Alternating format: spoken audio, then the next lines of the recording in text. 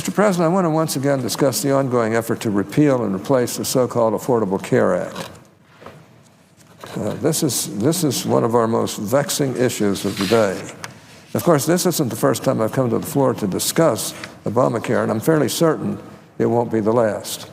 I was here just last week, in fact, talking about the general unanimity among Republicans on these issues, despite the seemingly eternal focus on the supposed divisions among our ranks.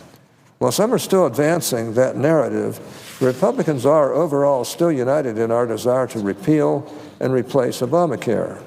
As I said last week, I don't know if there's a single Republican in Congress who supports keeping the health care status quo in place. All of us want to right what went wrong with the poorly named Affordable Care Act and provide patients and consumers with more health care choices that address health care costs. Most differences of opinion that do exist on these matters are more about timing than anything else. As I've said before, I support moving quickly to repeal Obamacare and include as many replacement policies as possible under the rules of the reconciliation process. More specifically, I support repealing Obamacare's harmful taxes, and I'll explain why. Put simply, the tax provisions in Obamacare were poorly conceived and recklessly enacted, and they are harmful to our economy. These taxes came in a number of forms, including the employer mandate, the individual mandate, both of which are enforced through the tax code. In addition, there is the health insurance tax, the Cadillac tax, along with new taxes on health care savings and pharmaceuticals. Obamacare also included a payroll tax hike for some high-income earners, as well as additional taxes on investment. And of course, we cannot forget the medical device tax, which in just the first 3 years that Obamacare was implemented, resulted in more than 30,000 lost jobs in that important industry.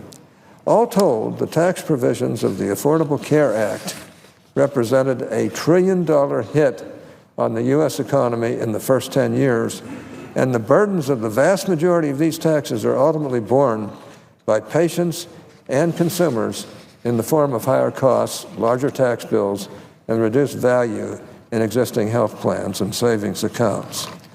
I know some of my colleagues like to plead ignorance on the notion that taxes on a particular industry tend to be passed along to that industry's consumers, but it's a fact. They can't be ignored. Taxes on health insurance plans increase premiums for patients. Taxes on drug companies make drugs more expensive.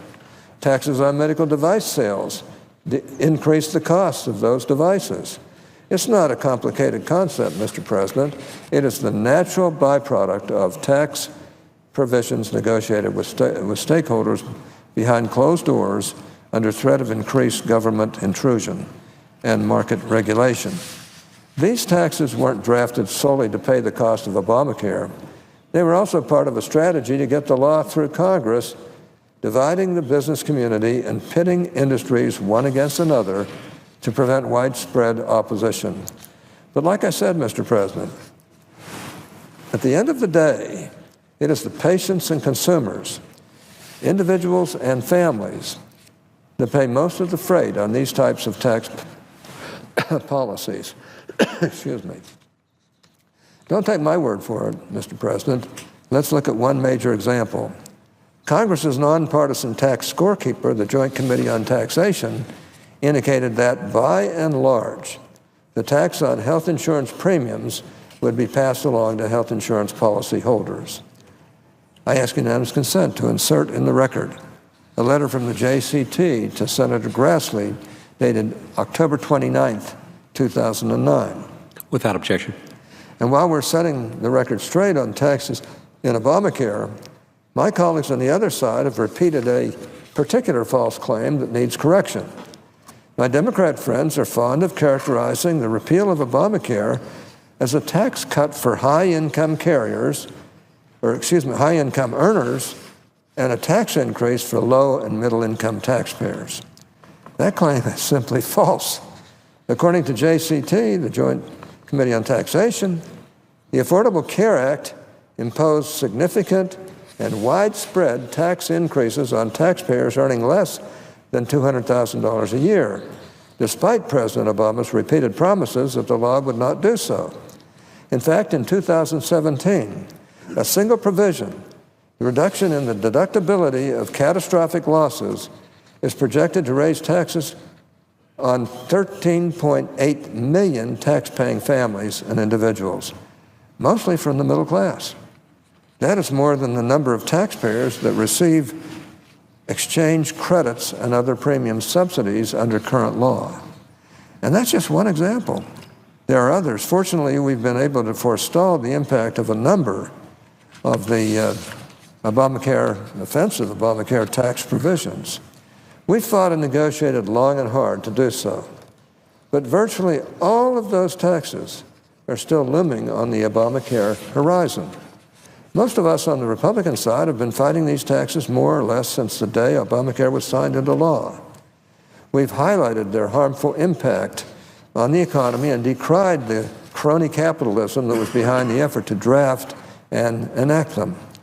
Given this long history, it is at least in my view, essential that we repeal all of these taxes along with the rest of Obamacare. It's difficult to imagine how Republicans, who are now in the majority, in large part due to the promises we made to repeal and replace the Affordable Care Act, can now sift through Obamacare's taxes and decide which ones are the least objectionable so that we can use them to pay for our own health care reforms.